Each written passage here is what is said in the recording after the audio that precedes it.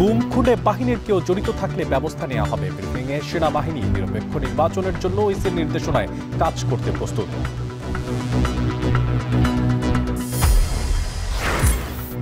নতুন শক্তির উত্থান থামাতেই এনসিপি কার্যালয়ে দফায় দফায় হামলা, পদযাত্রায় নাহিদ। নির্বাচনের আগে ফ্যাসিবাদ তৈরির পথ বন্ধের দাবি হাসনাতের। জনগণের স্বার্থে সতর্কতার সাথে হাঁটছে বিএনপি। সংবাদ সম্মেলনে মির্জা ফখরুল তড়িঘড়ি করে টেলিকম নীতিমালা না করার আহ্বান। রাষ্ট্রপতির ক্ষমা প্রদর্শন আইন দ্বারা নিয়ন্ত্রণ চায় সব রাজনৈতিক দল। ক্ষতিগ্রস্ত পরিবারের মতামত নেওয়ার সুপারিশ জামায়াতি ও এনসিপির। এবং কুমিল্লায় মাদক কেনাবেচার অভিযোগে মা 2 সন্তানকে গণপিটুনি দিয়ে হত্যা। হবিগঞ্জে চুরির জন্য ঘরে ঢুকে এসএসসি পরীক্ষার্থীকে খুন।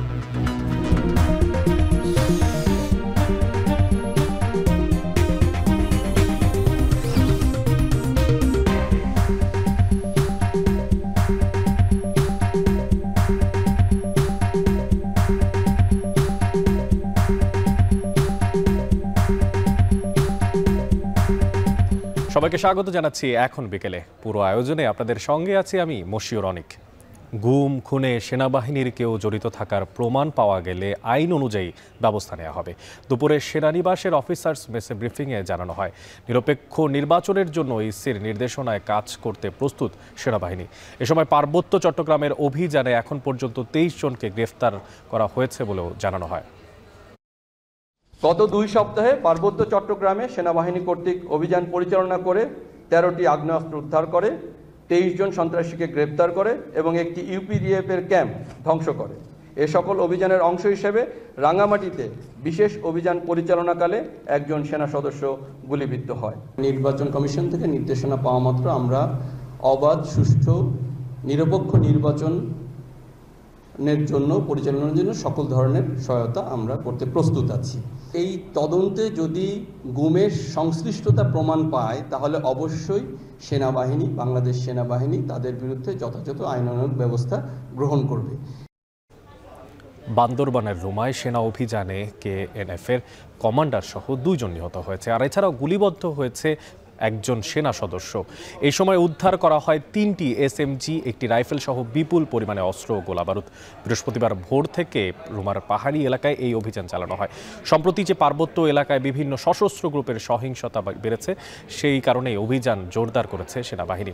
বান্দরবান থেকে রিজবি রাহাতের পাঠানো তথ্য ও ছবিতে দেখবেন বিস্তারিত। বৃহস্পতিবার ভোরে বান্দরবানের রুমা উপজেলার পাহাড়ে অভিযানে যায় সেনাবাহিনী। সে সময় সেনাবাহিনীর উপস্থিতি টের পেয়ে গুলি চালাতে শুরু করে সন্ত্রাসীরা।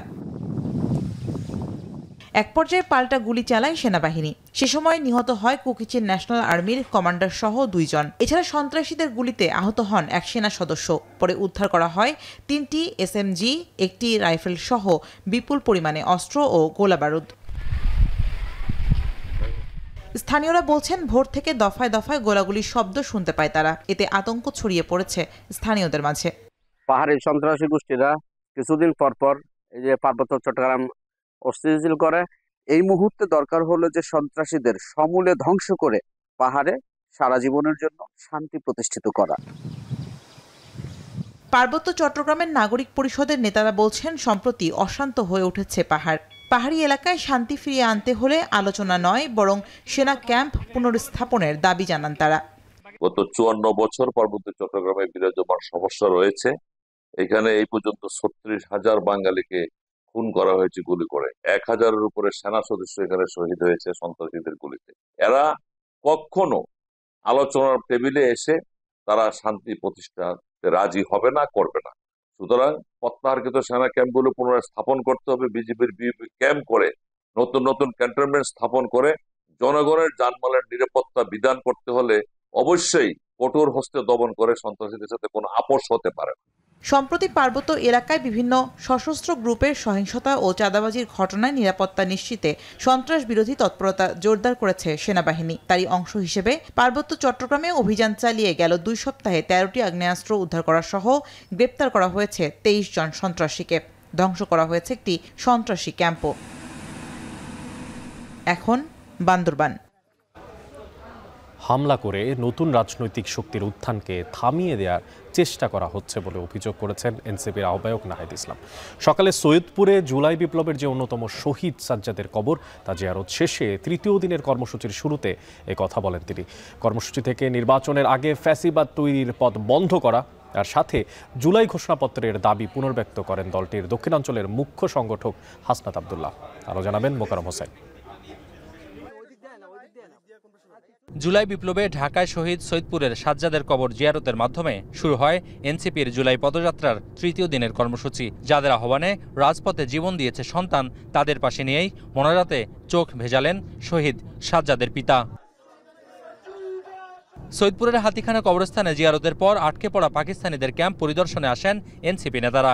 কেন্দ্রীয় নেতাদের কাছে পেয়ে ক্যাম্প জীবনের নাগরিক অসুবিধার কথা তুলে ধরেন বাসিন্দারা। এ সময় বাংলার পথে প্রান্তরে বিচার সংস্কার ও জুলাই সনদ নিয়ে অবিশ্বাস্য সাড়া পাচ্ছেন বলে জানান এনসিপি নেতারা। না আসলে বোঝা যেত না যে এনসিপিকে নিয়ে মানুষের আগ্রহ কতটা পরিষ্কার, মানে অনেক অধীর আগ্রহে মানুষ আসলে নতুনদের জন্য বসেছিল। মানে প্রতিটা মানুষের সাথে যাচ্ছি বা যে নতুন শহরেই যাচ্ছি, যেখানেই যাচ্ছি, মানুষ খুব আন্তরিকতার সাথে এনসিপি সকলকে আপন করে নিচ্ছে এবং কথা বলছে। রাষ্ট্রটা প্রত্যেকটা নাগরিকের হয়। এখানে এসে তো আপনিও দেখছেন ওনারা বলছে যে অবহেলা বা যে ধরনের সুযোগ সুবিধা পাওয়ার কথা নাগরিক হিসেবে সেটা তারা পাচ্ছেন না। এটা আসলে সবারই চাওয়া যে নাগরিক হিসেবে তাদের যে ন্যায্য অধিকার সেটা যাতে সবাই পায়। ক্যাম্প পরিদর্শনের পর সৈয়দপুরের পথে পথে গণমানুষের সঙ্গে কথা বলেন এনসিপি নেতারা। জুলাই সনদ নিয়ে সরকারের পদক্ষেপ দেখে ঘোষণাপত্র নিয়ে এনসিপির অবস্থান পুনর্বিবেচনার আভাস দেন হাসনাত আব্দুল্লাহ। আর ঢাকা এনসিপির প্রদর্শনী বহরে ককটেল হামলার তীব্র প্রতিক্রিয়া জানিয়ে দলের আহ্বায়ক নাহিদ ইসলাম বলেন, হামলা করে নতুন রাজনৈতিক শক্তির উত্থানকে থামিয়ে দেওয়ার চেষ্টা হচ্ছে। সরকারের পদক্ষেপ অনুযায়ী আমাদের সিদ্ধান্তগুলো পরবর্তীতে আমরা হয়তো পুনর্বিবেচনা আমরা করতে পারি। তবে আমরা বলতে চাই, মানুষকে সাথে নিয়ে আমাদের এই বিপ্লবের অবশ্যই একটি ঘোষণাপত্র থাকা চাই এবং আমরা সেটি দিতে আমরা দৃঢ় প্রতিজ্ঞ এবং আমরা 3 তারিখে সবাইকে নিয়ে ঢাকায় গিয়ে শহীদ মিনারে সেই ঘোষণাপত্র আমরা পাঠ করব। এই হামলাগুলো করে আমাদেরকে যেই উত্থান হয়েছে নতুন রাজনৈতিক শক্তি, সেই উত্থানকে ঠেকিয়ে দিতে চাচ্ছে। আমরা এর আগে ককটেল হামলাতে মামলা করেছি, কিন্তু আমরা কোনো ব্যবস্থা দেখতে পাই না। প্রশাসনকে বলবো আরও কঠোর হতে এবং তরুণদের যারা আন্দোলনে অংশগ্রহণ করেছিল, নেতৃত্বদের যদি এই নিরাপত্তা পরিস্থিতি হয়, তারা যারা আন্দোলন করছে শহীদ করে, তাদের নিরাপত্তা কে দেখবে? সাধারণ মানুষের নিরাপত্তা কে দেখবে? ফলে ককটেল হোক, বুলেট হোক, সবকিছুকেই নস্যাৎ করে আমরা এগিয়ে যাব। এরপর দুপুরে নীলফামারীতে পথসভায় বক্তব্য দেন কেন্দ্রীয় নেতারা। ৩রা আগস্ট জুলাই ঘোষণাপত্রের কথা স্মরণ করিয়ে দিয়ে ঢাকার জমায়েতে সবাইকে অংশ নেয়ার আহ্বান জানান তারা। মোকাররম হোসেন, এখন নীলফামারী। দর্শক দেখছিলেন জাতীয় নাগরিক পার্টির তৃতীয় দিনের পদযাত্রা চলছে, আর সেই পদযাত্রা এখন গিয়ে পৌঁছাচ্ছে পঞ্চগড়ের পথে। পদযাত্রার সবশেষ খবর জানাতে আমাদের সঙ্গে যুক্ত হচ্ছেন মোকাররম হোসেন।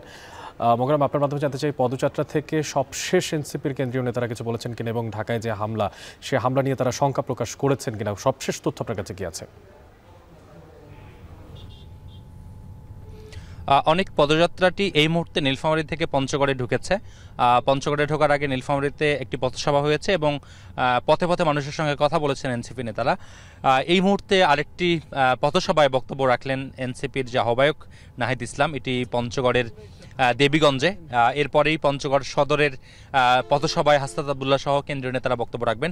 তবে সৈয়দপুরের যে পথসভা এবং নীলফামারীর পথসভা, দুই পথসভাতেই ঢাকার যে এনসিপির প্রদর্শনের বহরে ককটেল হামলা, তার তীব্র প্রতিক্রিয়া জানিয়েছেন নাহিদ ইসলাম। তিনি বলেছেন যে হামলা করে এই যে জুলাই অভ্যুত্থান থেকে জন্ম নেওয়া দল, এনসিপির যে নেতৃত্ব এবং এনসিপির সাথে একাত্মতা পোষণকারী দেশের যে তরুণ প্রজন্ম, তাদেরকে ভয় দেখাতেই এই হামলাগুলো করা হচ্ছে। নাহিদ আশঙ্কা করেছেন যে এই হামলা দিয়ে আসলে তাদেরকে অনুৎসাহিত করা হচ্ছে, কিন্তু তিনি এর সাথে সাথে এ হুঁশিয়ারি দিয়েছেন যে শুধু ককটেল নয়, বুলেট মেরে এনসিপিকে নিরুৎসাহিত করা যাবে না, তারা সব বাধা ভেদ করে তারা এগিয়ে যাবেন, এই কথা নাহিদ ইসলাম উচ্চারণ করেছেন। একই সঙ্গে হাসনাত আব্দুল্লাহ সংবিধানের সমালোচনা করেছেন। তিনি বলেছেন এটি বাংলাদেশের সংবিধান নয়, এটি আওয়ামী বিধান। এই সংবিধানের যে সংস্কার, সংবিধান যে বাতিল করার দাবি তিনি পুনর্ব্যক্ত করেছেন। একই সঙ্গে আমি তার কাছে জানতে চেয়েছিলাম যে ঐক্যমত কমিশন তো জানিয়েছে যে এই মাসেই জুলাই সনদ দেওয়া সম্ভব। ঐক্যমত কমিশন জুলাই সনদ দেওয়ার পরও তারপরও এনসিপি 3 তারিখে 3রা আগস্ট জুলাই ঘোষণাপত্র ঘোষণা করবে কিনা। তিনি বলেছেন যে এ মাসে সরকারের যে পদক্ষেপ, সেই পদক্ষেপগুলো দেখে তারা তাদের সেই সিদ্ধান্ত পুনর্মূল্যায়ন বা পুনর্বিবেচনা করতে পারে। তবে তিনি দ্ব্যর্থহীন কণ্ঠে বলেছেন যে জুলাই ঘোষণাপত্র হতেই হবে এবং হতেই হবে। এছাড়াও পথে প্রান্তরে তারা যে কৃষকের কাছে যাচ্ছেন, শ্রমিকের কাছে যাচ্ছেন, মেহনতি মানুষের কাছে যাচ্ছেন, সেই মেহনতি মানুষদেরকে এনসিপি সম্পর্কে বর্ণনা করা, তাদের যে এই অঞ্চলের নেতারা আছেন তাদের সঙ্গে পরিচয় করিয়ে দেওয়া, তাদের সমস্যার কথা নেতাদের মাধ্যমে তাদের কান পর্যন্ত যাবে, এই আশ্বাসটুকু দেয়া, এই কাজগুলো কিন্তু এনসিপি নেতারা করছেন। পঞ্চগড়ে ঢোকার আগেই দেবীগঞ্জে অর্থাৎ একটি টোল প্লাজা আছে, সেই টোল প্লাজার প্রবেশমুখে দেবীগঞ্জের যে অফিস সেটি উদ্বোধন করবেন নাহিদ ইসলাম, সেদিকেই এখন গাড়িবহর যাচ্ছে। এরপরে পঞ্চগড়ের পথসভা, এরপর আগামীকালকে সকালে ঠাকুরগাঁও হয়ে দিনাজপুর দিয়ে এই কর্মসূচি উত্তরবঙ্গ থেকে আস্তে আস্তে অন্য জেলার দিকে চলে যাবে। তবে পদযাত্রা থেকে নির্বাচন, সংস্কার, বিচার এবং জুলাই সনদের উপরেই জোর দিচ্ছেন এনসিপি নেতারা। এই ছিল এই মুহূর্তে এনসিপির জুলাই পদযাত্রার সবশেষ খবর। অনেক জাতীয় নাগরিক পার্টির 3য় দিনের পদযাত্রা চলছে, সেইখান থেকে সবশেষ খোঁজখবর রাখছেন সহকর্মী মোকাররম হোসেন। এদিকে প্রস্তাবিত টেলিকম নীতি নিয়ে সরকার তড়িঘড়ি করার উদ্বেগ প্রকাশ করে বিএনপি মহাসচিব মির্জা ফখরুল ইসলাম আলমগীর বলেছেন, জাতীয় নির্বাচনের আগে এই ধরনের সিদ্ধান্ত কোনোভাবেই সমীচীন নয়। বৃহস্পতিবার দুপুরে গুলশানে দলীয় চেয়ারপারসনের রাজনৈতিক কার্যালয়ে জরুরি সংবাদ সম্মেলনে এসব কথা বলেন তিনি। আর বর্তমান পরিস্থিতিতে বিএনপি অত্যন্ত সতর্কতার সঙ্গেই রাজনৈতিক পথ অতিক্রম করছে বলেও ব্রিফিংয়ে জানানো হয়। বিস্তারিত দেখবেন প্রতিবেদনে। ইন্টারনেটের দরদাম আর সেবা নিয়ে বছরব্যাপী আলোচনায় থাকে দেশের টেলিকমিউনিকেশন খাত। ব্যবস্থাপনা নিয়ে ও ইন্টারনেট ব্যবসায়ীদের প্রসঙ্গেও বিভিন্ন অভিযোগ আছে গ্রাহকদের কাছে। পরিবর্তিত পরিস্থিতিতে অন্তর্বর্তী সরকার উদ্যোগ নিয়েছে টেলিকম নীতিমালা প্রণয়নের। তবে প্রস্তাবনার পর থেকেই নানা রকমের বিতর্ক, প্রশ্নের সম্মুখীন এই নীতিমালা। এরই মধ্যে নিজেদের শঙ্কার কথা জানিয়েছে ইন্টারনেট সেবাদাতাদের সংগঠন আইএসপিএবি। পরে হবেই বলেই আমরা জানতে পেরেছি। এবার প্রস্তাবিত টেলিকম নীতিমালা নিয়ে আনুষ্ঠানিকভাবে মন্তব্য করল বিএনপি। দুপুরে রাজধানীর গুলশানে দলটির চেয়ারপারসনের রাজনৈতিক কার্যালয়ে এ বিষয়ে সংবাদ সম্মেলনে বক্তব্য তুলে ধরে বিএনপি। দলটির মহাসচিব মির্জা ফখরুল ইসলাম আলমগীর বলছেন, তড়িঘড়ি করে নীতিমালা প্রণয়ন উদ্বেগের বিষয়। বাংলাদেশ টেলিযোগাযোগ নিয়ন্ত্রণ কমিশন বিটিআরসি সাম্প্রতিক draft telecom network licensing reform policy 2025 তড়িঘড়ি করে সিদ্ধান্ত গ্রহণ করার বিষয়ে আমাদের উদ্বেগ প্রকাশ করছি। প্রস্তাবিত টেলিকম নীতিমালায় ছোট ব্যবসায়ী ক্ষতিগ্রস্ত আর বিশেষ সুবিধা পাবে বড় কোম্পানিগুলো, এমন মন্তব্য করে বিএনপি মহাসচিব বলেন, এসএমই খাতে বিরূপ প্রভাব পড়বে নীতিমালা বাস্তবায়ন হলে। তবে খসড়া নীতিমালাটি বিশ্লেষণ করে দেখা যায় যে এটি গুরুতর সমস্যা রয়েছে, যা টেলিকম খাতে সমতাভিত্তিক ও টেকসই উন্নয়নে বাধা দিতে পারে। বিএনপি গঠনমূলক মনোভাব নিয়ে এই খসড়ার সম্ভাব্য দুর্বলতা, অস্পষ্টতা এবং বড় মোবাইল অপারেটরদের পক্ষে অধিক সুবিধা পাওয়ার কিছু ধারা তুলে ধরেছে। সংবাদ সম্মেলনে অংশ নিয়ে দলের স্থায়ী কমিটির সদস্য ডক্টর আব্দুল মঈন খান বলেন, জনগুরুত্বপূর্ণ এই নীতিমালার বিষয়ে মতামত চায়নি সরকার। বর্তমান পরিস্থিতিতে বিএনপি অত্যন্ত সতর্কতার সঙ্গে রাজনৈতিক পথ অতিক্রম করছে বলেও জানানো হয় সংবাদ সম্মেলনে। এত গুরুত্বপূর্ণ বিষয়ে যখন একটা নীতিমালা তৈরি হয়, তখন তো এটা মানুষের কাছ থেকে মতামত নেওয়া আবশ্যক, বা যারা পার্টি এই সঙ্গে যারা সংশ্লিষ্ট তাদের মতামত নেওয়া কথা। এখানে বলা আছে যে সরকার এ ধরনের কোনো মতামত নিয়েছে বলে আমাদের জানা নেই, আমাদের কাছে কোনো মতামত চায়। বিরোধ তৈরি হয় বিএনপি এমন কোনো কিছু চায় না বলেও ব্রিফিংয়ে জানানো হয়। অলিগার্কির মাধ্যমে। মাঝার ইমন, এখন, ঢাকা। চাংখারপুলে 6 জনকে হত্যা মামলায় অভিযোগ গঠনের জন্য আগামী 14 জুলাই 3 ধার্য করেছে আন্তর্জাতিক অপরাধ ট্রাইব্যুনাল। কাঠামোগত উপায়ে সারা দেশে হত্যাকাণ্ডের প্রমাণ থাকায় আসামিরা অব্যাহতি পাবে না বলেও আশা করেন ট্রাইব্যুনালের প্রসিকিউটর। বিস্তারিত রকিবুল রাহাতের প্রতিবেদনে। 5 আগস্ট রাজধানীর চানখারপুলে এভাবেই নিরস্ত্র মানুষের উপর গুলি চালায় পুলিশের কয়েকজন। পরে জুলাই হত্যাকাণ্ডের বিচার কাজ শুরু হয় আন্তর্জাতিক অপরাধ ট্রাইব্যুনালে। বৃহস্পতিবার আদালতে চানখারপুলে 6 জন হত্যাকাণ্ডের মামলার অভিযোগ গঠনে আসামিপক্ষের শুনানি হয়। যুক্তিতর্ক উপস্থাপন শেষে বিচারপতি গোলাম মর্তুজা মজুমদারের নেতৃত্বাধীন আন্তর্জাতিক অপরাধ ট্রাইব্যুনাল 1 অভিযোগ গঠনের জন্য আগামী 14 জুলাই তারিখ ধার্য করেন। চার্জ ফ্রেম করার মতো যথেষ্ট উপাদান আছে এবং ডিসচার্জ করার মতো কোনো উপাদান নাই, কাজেই চার্জ ফ্রেম হবে। আর বাড়ি বাড়ি যাওয়া হয়েছে যে তাদেরকে ধরে নিয়ে আসা হয়েছে, যার বিস্তারে বিভিন্ন মামলায় বিভিন্নভাবে বর্ণনা করা হয়েছে। কাজে ওয়াইড স্প্রেড সিস্টেমেটিক হয়েছে এবং টার্গেটেড হয়েছে। তবে আসামিপক্ষের আইনজীবীদের অভিযোগ, পুলিশের বিভাগীয় তদন্ত হবার আগেই অভিযোগ গঠনের তারিখ ঘোষণা করা হয়েছে। এক্সিকিউটিভ ইনকোয়ারি হতে হবে, ওই ইনকোয়ারিটা হয় নাই। তারপর সেকেন্ড সাবমিশন ছিল আমাদের সুপেরিয়র রেসপন্সিবিলিটিতে, ইন্টারন্যাশনাল ক্রিমিনাল লতে যেটা আছে সুপেরিয়র রেসপন্সিবিলিটির কথাটা, ওইটা বলেছি আমরা। এর আগে মানবতাবিরোধী অপরাধের মামলায় আনুষ্ঠানিক অভিযোগ গত 25 মে আমলে নেন ট্রাইব্যুনাল। ডিএমপির সাবেক কমিশনার হাবিবুর রহমান সহ পলাতক 4 জনের বিরুদ্ধে গ্রেপ্তারি পরোয়ানা জারি করেন আন্তর্জাতিক অপরাধ ট্রাইব্যুনাল। রকিবুল রাহাত, এখন, ঢাকা। জাতীয় ঐক্যমত্য কমিশনের সাথে রাজনৈতিক দলগুলোর দ্বিতীয় পর্যায়ের 9ম দিনের আলোচনা শেষে ব্রিফ করছেন ঐক্যমত্য কমিশনের সহসভাপতি ডক্টর আলী রিয়াজ। সরাসরি চলে যাচ্ছে সেখানে। করা হয়েছিল তার আলোকে যে রাজনৈতিক ঐক্যমত্য তৈরি হয়েছে সেটা ভবিষ্যতে সংবিধানে অন্তর্ভুক্তির মধ্য দিয়ে বাস্তবায়িত হবে এবং এতদিন ধরে যে অব্যাহত ব্যবস্থা ছিল, রাজনৈতিকভাবে ক্ষমতার ব্যবহার করা হয়েছিল, সেটা বন্ধ হবে। দ্বিতীয় যে বিষয়টিতে আজকে আমরা ঐক্যমত্যে পৌঁছতে পেরেছি সেটি হচ্ছে বিচার বিভাগের বিকেন্দ্রীকরণ। এক্ষেত্রে আমরা বিশেষ করে যেটা লক্ষ্য করেছি বা যে বিষয়ে মনোযোগ দিয়েছি সেটা হচ্ছে হাইকোর্টের বিষয়টি। এক্ষেত্রে সংবিধানের 100 অনুচ্ছেদের সংশোধনের প্রশ্নটি আলোচিত এবং ঐক্যমত্য প্রতিষ্ঠিত হয়েছে। এখানে বলা হয়েছে যে রাজধানীতে সুপ্রিম কোর্টের স্থায়ী আসন থাকবে, তবে রাষ্ট্রপতির অনুমোদন নিয়ে বিচারপতির সময়ে সময়ে যে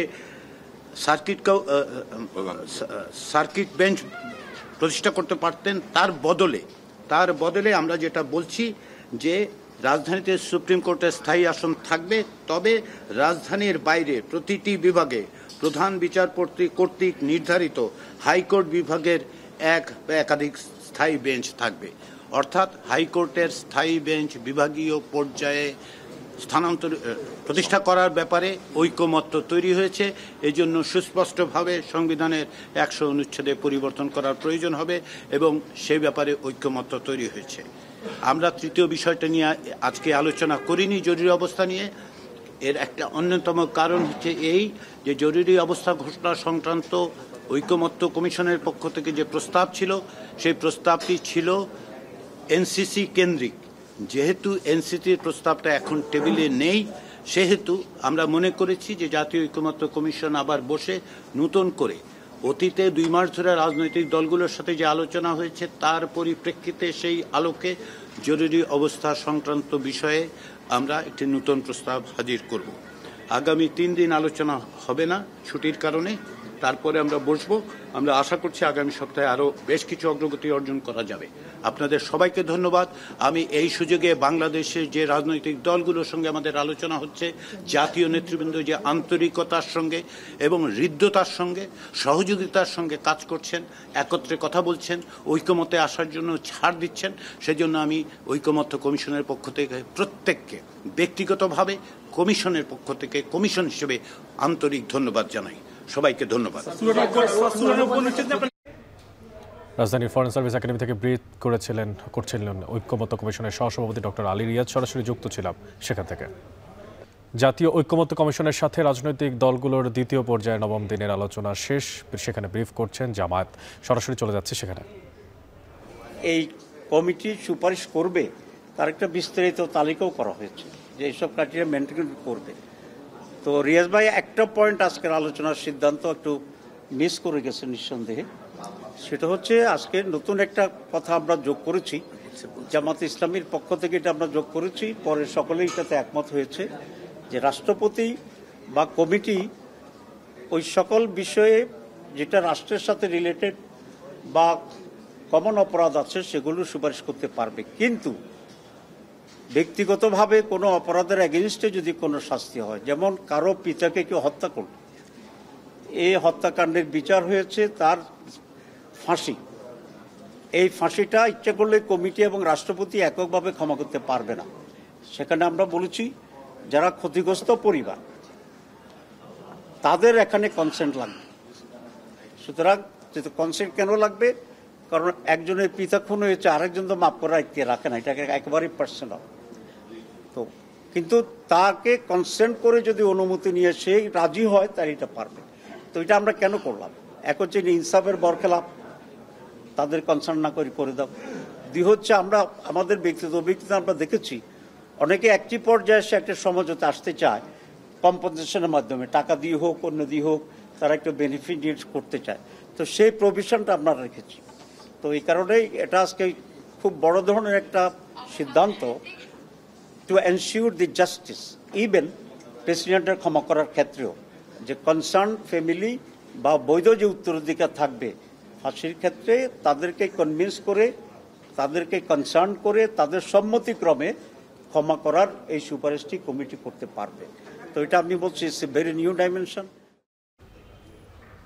জাতীয় ঐকমত্য কমিশনের সাথে রাজনৈতিক দলগুলোর দ্বিতীয় পর্যায়ের ৯ম দিনের আলোচনা শেষে সেখানে ব্রিফ করছিল জামায়াতে ইসলামী। সরাসরি যুক্ত ছিলাম সেখান থেকে। এদিকে কুমিল্লার মুরাদনগরে নারী ও তার 2 সন্তানকে গণপিটুনিতে হত্যার ঘটনা ঘটেছে। আর এই ঘটনায় অপর একজন আহত হয়েছেন। সকাল 9:30টার দিকে উপজেলার বাংলা থানার করইবাড়ি গ্রামে এই হত্যা হয়। নিহতরা হলেন রুবি, তার মেয়ে জোনাকি ও ছেলে রাসেল। স্থানীয়দের বরাত দিয়ে পুলিশ জানায় মাদক কেনাবেচার সঙ্গে জড়িত থাকার অভিযোগ এনে স্থানীয় গ্রামবাসী সকাল 9:30টার দিকে রুবির পরিবারের 4 সদস্যকে গণপিটুনি দেয়। এতে ঘটনাস্থলেই রুবি, জোনাকি ও রাসেল নিহত হন। আহত হন পরিবারের আরও এক মেয়ে। তাকে উদ্ধার করে স্থানীয় একটি হাসপাতালে নেওয়া হয়েছে। খবর পেয়ে কুমিল্লা পুলিশ সুপার নাজির আহমেদ সহ একাধিক গোয়েন্দা সংস্থা ও পুলিশের একটি দল ঘটনাস্থলে পৌঁছে প্রাথমিক তদন্ত করেছেন।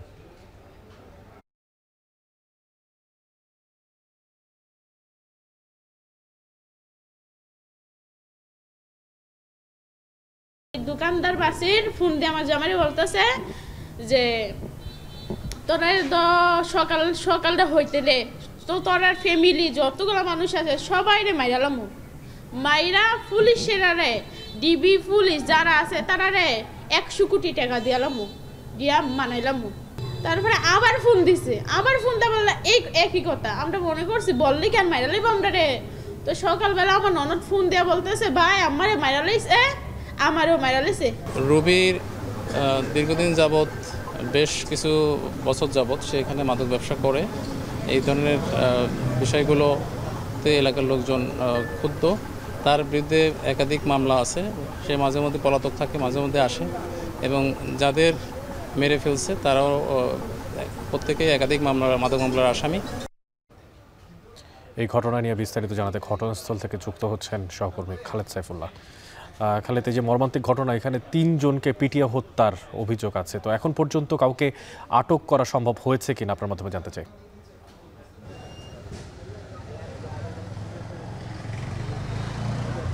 অনেক আজ সকালের দিকে কিন্তু মর্মান্তিক ঘটনার সূত্রপাত যেভাবে হয়েছিল যে গত 2 দিন আগে এখানে একটি মোবাইল চুরি হয় এই এলাকায়, এবং তার পরিবারের অর্থাৎ তার মেয়ের জামাই সেই মোবাইল চুরির সাথে সম্পৃক্ত অথবা তাদেরকে সমর্থন দিয়েছিলেন, এরকম একটি অভিযোগ থেকেই চেয়ারম্যান এবং মেম্বাররা, স্থানীয় মেম্বাররা কিন্তু এই বাড়িতে আসেন এবং মেম্বারকে তারা শারীরিকভাবে লাঞ্ছিত করার একটি অভিযোগ আমরা পেয়েছি। এবং তারপর থেকে কিন্তু পরিস্থিতি উত্তপ্ত হতে থাকে। বিষয়টি আসলে এই যে রুবি, যার বিরুদ্ধে যিনি প্রধান অভিযুক্ত হয়ে হত্যাকাণ্ডের শিকার হয়েছেন, তার বিরুদ্ধে অভিযোগ রয়েছে তিনি মানুষকে নানাভাবে হয়রানি করতেন এবং বিভিন্ন গ্রামের মানুষজনকে মামলা দিয়ে হয়রানি করেছেন এবং অনেক মানুষের জায়গা দখল করেছেন, এবং তার বিরুদ্ধে অসংখ্য মামলা মুরাদনগর এবং বাঙ্গুরা থানায় রয়েছে। তিনি ইতিপূর্বে কিন্তু ইয়াবা, মাদকসহ নানা রকমভাবেই কিন্তু নানা অবস্থাতেই তিনি গ্রেফতার হয়েছিলেন এবং তার একটি পরিচিতি রয়েছে।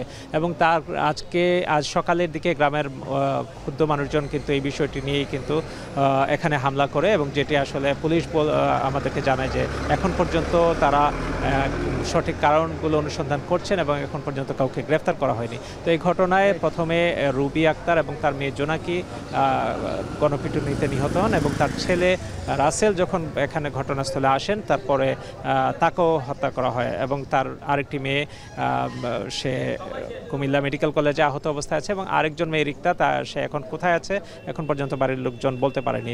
রাসেলের স্ত্রী ছাড়া এখানে আসলে এই বাড়িতে তার পরিবারের কোনো আর কাউকে আমরা দেখতে পাইনি, এবং স্থানীয় মানুষজন কিন্তু নানা রকম অভিযোগ করছেন তাদের বিরুদ্ধে। পুলিশ র্যাব এবং আইনশৃঙ্খলা বাহিনীর অন্যান্য সদস্যরা যে কোনো পরিস্থিতি মোকাবেলায় কিন্তু তারা এখানে অবস্থান করছেন। কারণ স্থানীয় এখানে কিন্তু হামলার পর এখানে বিক্ষুব্ধ মানুষজন কিন্তু বাড়িটিতে ভাঙচুর করে, ব্যাপকভাবে ভাঙচুর করে, এবং আমরা সেই দৃশ্যই কিন্তু এখনও দেখছি। এখানে স্থানীয় মানুষজন কিন্তু চেয়ে কৌতূহলী মানুষজনের সংখ্যাই বেশি।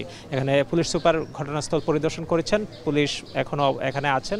তারা বলছেন যে ঘটনার সঠিক তদন্ত চালিয়ে যাবেন এবং ঘটনার সাথে সম্পৃক্ত পেছনের ঘটনা তারা অনুসন্ধান করছেন। অনেক সকালে কুমিল্লায় ঘটা মর্মান্তিক মা এবং 2 সন্তানকে গণপিটুনিতে হত্যার ঘটনার সবশেষ খোঁজখবর রাখছিলেন সহকর্মী খালেদ সাইফুল্লাহ। এবার হবিগঞ্জে ঘরে চুরি করতে ঢুকে এক শিক্ষার্থীকে ছুরিকাঘাতে হত্যা করেছে দুর্বৃত্তরা, যার মাত্র কিছুদিন আগেই এসএসসি পরীক্ষা শেষ হয়েছে। তার কলেজ শিক্ষার্থী বড় ভাইকেও আহত করা হয়েছে। ঘটনাস্থল পরিদর্শন করে হত্যাকাণ্ডে জড়িতদের গ্রেফতারের চেষ্টা চলছে বলে জানিয়েছে পুলিশ। বিস্তারিত জানাচ্ছেন কাজল সরকার। এসএসসি পরীক্ষার ফলপ্রার্থী সন্তানকে হারিয়ে স্বজনদের হাজারি, কান্নায় ভারী পুরো হাসপাতাল। নিহতের পরিবার জানায়, ভোরে হবিগঞ্জ শহরের দেয়ানত রামসাহার বাড়ি এলাকার একটি বাসায় চুরির জন্য ঢুকে দুর্বৃত্তরা। এক পর্যায়ে চোরকে ঝাপটে ধরে এসএসসি ফলপ্রার্থী জনি ও তার ভাই জয় দাস।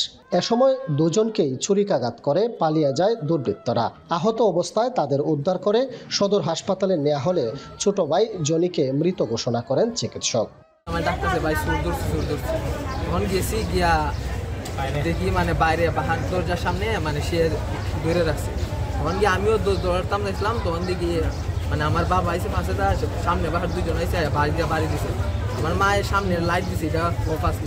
তখনই দেখি যে সে মাটির ফুরে আর ফুরে গেছে আর রক্ত। ওরা 2 জনে ওরা ধরছে, ওরা আমিও ধরছি, ওরে ধরার একটা দিয়ে আমার এই ছেলেটা ফুরে আছে, লাম্ব হয়ে আছে। তখন আমি ওরা চারটে বাইক দিয়া আমার ছেলেরা ধরতে গিয়া ও ফালাই গেছে। জনি দাস আমাদের এখানে হাসপাতালে ইমার্জেন্সিতে আসছে 4:10, ভোর 4:10-এ আসছে এবং সে ব্রড ডেড আসছে। হ্যাঁ, মৃত অবস্থা আমাদের এখানে আসছে। আসার পরে আমার ডাক্তার দেখার পরে তো মৃত ঘোষণা করছেন। জনি হত্যায় জড়িতদের দ্রুত আইনের আওতায় এনে বিচারের দাবি জানিয়েছেন তার সহপাঠী ও এলাকাবাসী। এদিকে খবর পেয়ে ঘটনাস্থল পরিদর্শন শেষে জড়িতদের দ্রুত গ্রেফতারের আশ্বাস দেন পুলিশ সুপার। কালকে বিকালে আমার হাতে আসলো, খুব ভালো আসলো। কাউকে খুন করা বা এরকম কিছু মনে হচ্ছে না, এটা সাডেন প্রভোকেশন মনে হচ্ছে।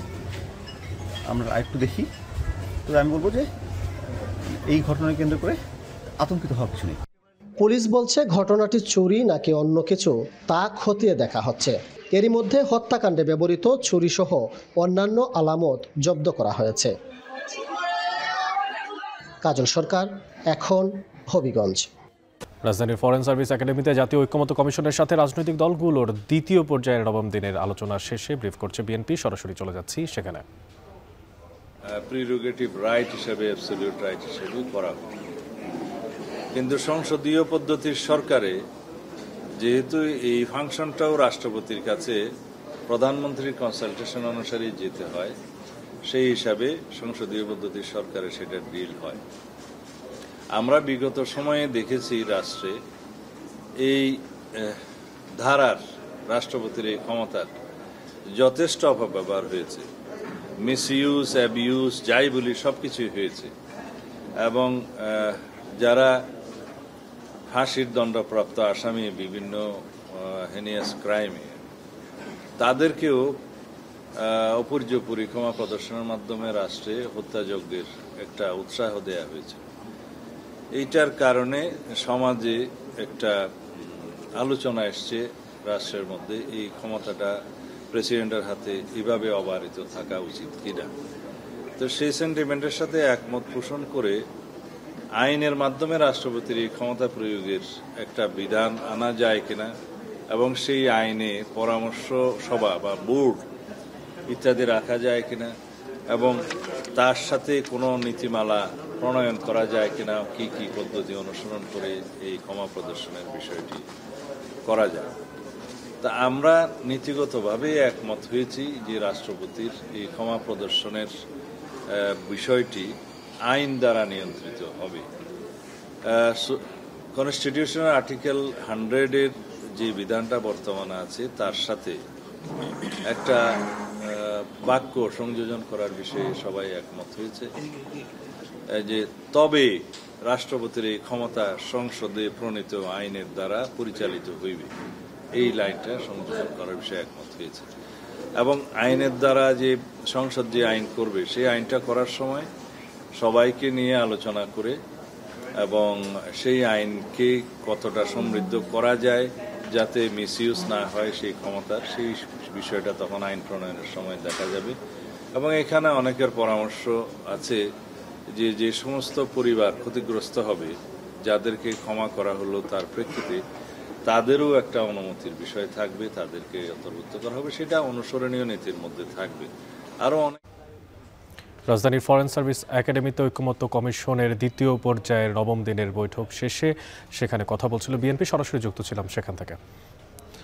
ভোলার তজুমউদ্দিন গৃহবধূকে সংঘবদ্ধ ধর্ষণ মামলায় প্রধান আসামি আলাউদ্দিন ও মামলার 2 নম্বর আসামি ফরিদ উদ্দিনকে গ্রেফতার করতে সমর্থ হয়েছে পুলিশ। বুধবার মধ্যরাতে নোয়াখালীর হাতিয়া থেকে প্রধান আসামি আলাউদ্দিন ও ভোলার বোরহান উদ্দিন থেকে তৃতীয় আসামি ফরিদ উদ্দিনকে গ্রেফতার করা হয়। এছাড়া বুধবার দুপুরে মামলার 5 নম্বর আসামি মানিককে ইলশালঞ্জঘাট থেকে গ্রেফতার করে র্যাব। এই নিয়ে গৃহবধূ ধর্ষণ মামলার 7 আসামির মধ্যে 4 জনকে গ্রেফতার করতে সমর্থ হয়েছে পুলিশ। এর আগে গত সোমবার ভোলার তজুমউদ্দিনে স্বামীকে রাতভর নির্যাতনের পর স্ত্রীকে সংঘবদ্ধ ধর্ষণের অভিযোগে একটি মামলা হয়। মামলায় আসামি করা হয় স্থানীয় শ্রমিক দল, যুবদল ও কলেজ ছাত্রদলের নেতাকর্মী সহ 7 জনকে।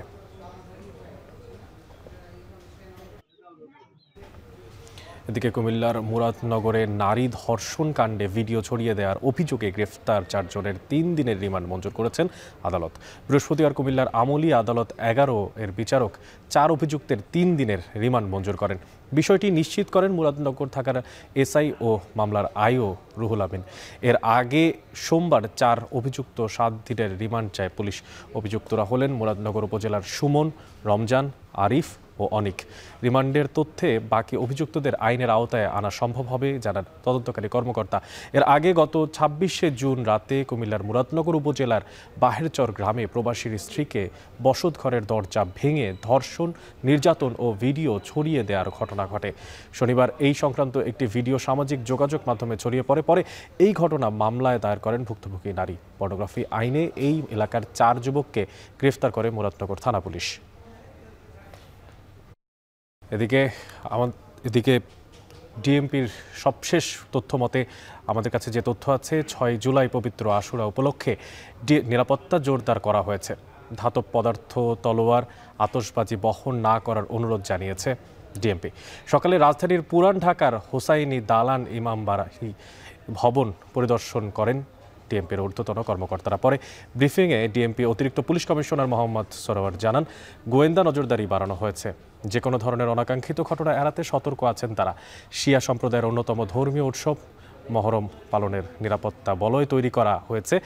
আশুর দিন হুসাইনি দালানের প্রবেশমুখে অতিরিক্ত তল্লাশি করা হবে।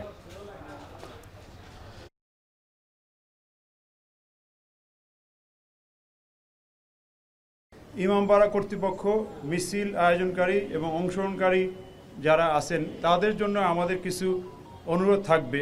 সেটা হলো ইমামবাড়া কর্তৃপক্ষ, মিছিল আয়োজনকারীগণ যেন নিজস্ব নিরাপত্তা কর্মী বা স্বেচ্ছাসেবক নিয়োগ করে এই নিরাপত্তা ব্যবস্থাকে জোরদার করতে সহায়তা করে। তাজিয়া মিছিলে অংশগ্রহণকারীরা যেন কোনো প্রকার ধাতব পদার্থ, দাহ্য পদার্থ, ছুরি, চাকু, তরবারি, লাঠি, বল্লম বা ব্যাগ বা বিভিন্ন সুটকেস, ছাতা বা সন্দেহজনক প্যাকেট নিয়ে অনুষ্ঠানস্থলে বা মিছিলে না আসে। আওয়ামী লীগ সরকারের সাবেক ভূমিমন্ত্রী সাইফুজ্জামান চৌধুরী জাভেদের 20 কোটি টাকার ঘুষ লেনদেন কাণ্ডে জড়িতের অভিযোগে জিজ্ঞাসাবাদের জন্য সাইফ পাওয়ার টেকের ব্যবস্থাপনা পরিচালক তরফদার রুহুল আমিনকে আগামী 14 জুলাই তলব করেছে দুর্নীতি দমন কমিশন দুদক। বৃহস্পতিবার দুপুরে এই সংক্রান্ত একটি চিঠি ও নোটিশ জারি করেছে দুদক। চিঠিতে 14 জুলাই দুদক কার্যালয়ে তাকে হাজির হওয়ার জন্য বলা হয়েছে। তরফদার রুহুল আমিনের বিরুদ্ধে অবৈধ সম্পদ অর্জন এবং ক্ষমতার অপব্যবহারের অভিযোগ রয়েছে। দুদক সূত্রে আরও জানা গেছে, তরফদার রুহুল আমিন বিভিন্ন অনিয়ম ও দুর্নীতির সাথে জড়িত এবং এই অভিযোগের ভিত্তিতেই তাকে জিজ্ঞাসাবাদ করা হবে। বিগত সময়ে দীর্ঘদিন ধরে তরফদার রুহুল আমিনের প্রতিষ্ঠান সাইফ পাওয়ার টেক লিমিটেড চট্টগ্রাম বন্দরে গুরুত্বপূর্ণ 2টো টার্মিনাল পরিচালনা করে আসছিল। 2015 সাল থেকে সাইফ পাওয়ার টেক দেশের ক্রীড়াঙ্গনেও আলোচিত নাম। এর আগে গত ৯ মার্চ দুদকের আবেদনের পরিপ্রেক্ষিতে সাইফুজ্জামানের ১০২ কোটি টাকার শেয়ার ও ৯৫৭ বিঘা জমি জব্দ করে এবং ৩৯টি ব্যাংক অ্যাকাউন্ট অবরুদ্ধের আদেশ দেন আদালত। যুক্তরাজ্যে বাংলাদেশের সাবেক ভূমিমন্ত্রী সাইফুজ্জামান চৌধুরীর সব সম্পদ ও জব্দ করার দেশটির জাতীয় অপরাধ সংস্থা এনসিএ।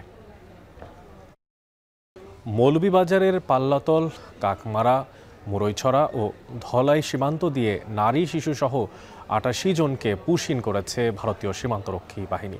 ভোরে পাল্লাতল সীমান্ত দিয়ে নারী ও শিশুসহ ৪৮ জনকে পুশিন করে বিএসএফ। পরে স্থানীয়দের সহযোগিতায় তাদেরকে আটক করে পুলিশে সোপর্দ করেছে বিজিবি। এদের মধ্যে ১৫ জন রয়েছে নারী, ১৫ জন পুরুষ ও ১৮ জন শিশু।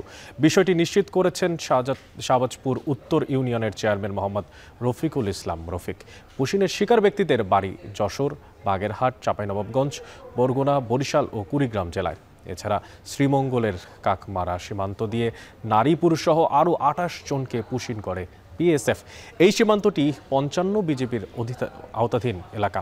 অপরদিকে মৌলভীবাজারের কুলাউড়ার মুরইছড়া সীমান্ত দিয়ে ৫ জন ও কমলগঞ্জের ধোলাই সীমান্ত দিয়ে আরও ৭ জন পুশিনের ঘটনা পাওয়া গেছে। এবার খেলার প্রসঙ্গ। মাত্র ২ বছর আগে, ঠিক ২ বছর আগে যেই নারী ফুটবল দল দক্ষিণ এশিয়ার ভিতরে শীর্ষ স্থান অর্জন করেছিল, তারা এবার বাছাই পর্ব পেরিয়ে প্রথমবারের মতো নারী এশিয়ান কাপের মূল পর্বে খেলছে। বলছি বাংলাদেশ নারী ফুটবল দলের কথা, যাদের লক্ষ্য এবার বিশ্বকাপ।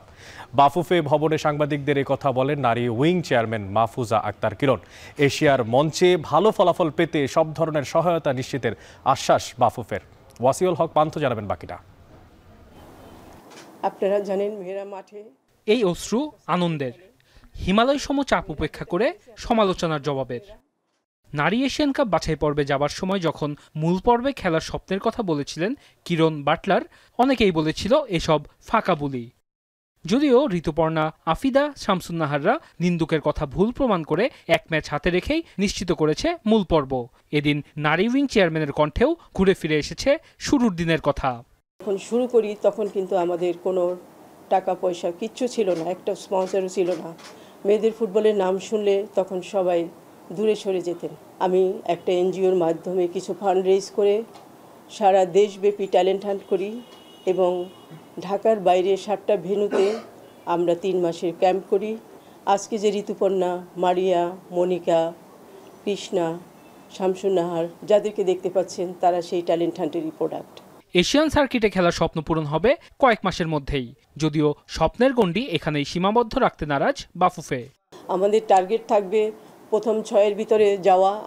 আমাদের তো অনেক বেশি স্বপ্ন ওয়ার্ল্ড কাপ খেলা, তো সেটার জন্যই আমরা মাঠে নামবো এবং সেটার জন্যই আমরা কাজ করব। নারী উইং চেয়ারম্যান আরও জানান, ভবিষ্যতে ভালো ফলাফলে ইতোমধ্যেই কাজ শুরু করেছেন তিনি। লক্ষ্য রূপনা, ঋতুপর্ণাদের বড় মঞ্চের জন্য প্রস্তুত করা। স্ট্রং টিমের সাথে না খেলে তো আমার কোনো লাভ নাই। আমি যদি দুর্বল টিমের সাথে খেলি, আমি ওই প্ল্যাটফর্মে যখন যাব তখন তো আমি ভালো কিছু করতে পারবো না। সেই জন্য আমাকে স্ট্রং টিমের সাথে খেলতেই হবে। আমরা যে কয় মাস এখন পাবো, আমি সেটাকে সেইভাবে ইউটিলাইজ করব এবং সেইভাবে পিটারের সাথে অলরেডি কথা হয়েছে। একদম কনসেন্ট্রেট করা হবে, ফোকাস করা হবে ওটাতেই, যাতে আমরা ওখানে বেটার কিছু করতে পারি। সাফল্যের মুকুটে যুক্ত হলো আরও একটি পদক। ঘুরে ফিরে এসেছে সাফজয়ী এই মেয়েদের বাকি থাকা প্রাইজ মানির কথা। এটি পূরণের আশ্বাস দিলেও কবে নাগাদ তা দেয়া হবে নিশ্চিত করেননি কিরণ। ওয়াসিউল হক পান্থ, এখন, ঢাকা। শেষ করছি এখন বিকেল, তবে তার আগে শিরোনামগুলো জানিয়ে দিচ্ছি আরও একবার। গুম খুনে বাহিনীর কেউ জড়িত থাকলে ব্যবস্থা নেওয়া হবে ব্রিফিংয়ে। সেনাবাহিনী নিরপেক্ষ নির্বাচনের জন্য ইসির নির্দেশনায় কাজ করতে প্রস্তুত। নতুন শক্তির উত্থান থামাতেই এনসিপি কার্যালয়ে দফায় দফায় হামলা, পদযাত্রায় নাহিদ। নির্বাচনের আগে ফ্যাসিবাদ তৈরির পথ বন্ধের দাবি হাসনাদের। জনগণের স্বার্থে সতর্কতার সাথে হাঁটছে বিএনপি। সংবাদ সম্মেলনে মির্জা ফখরুল তড়িঘড়ি করে টেলিকম নীতিমালা না করার আহ্বান। বিভাগীয় শহরে হাইকোর্টের স্থায়ী বেঞ্চ স্থাপনে একমত সব রাজনৈতিক দল। রাষ্ট্রপতির ক্ষমা পরিদর্শনে সংস্কার করার ঐক্যমত। কুমিল্লায় মাদক বেচাকেনার অভিযোগে মা 2 সন্তানকে গণপিটুনি দিয়ে হত্যা। হবিগঞ্জে চুরির জন্য ঘরে ঢুকে শিক্ষার্থী খুন। এই ছিল এখন বিকেলের আয়োজনে। এখন টেলিভিশন ওয়েবসাইটে দেখতে ভিজিট করুন এখন www.ekon.tv। এছাড়া এখন টেলিভিশন ফেসবুকে দেখতে ভিজিট করুন facebook.com/tv.ekon এবং ইউটিউবে এখন টেলিভিশন দেখতে ভিজিট করুন youtube.com/c/ekontv।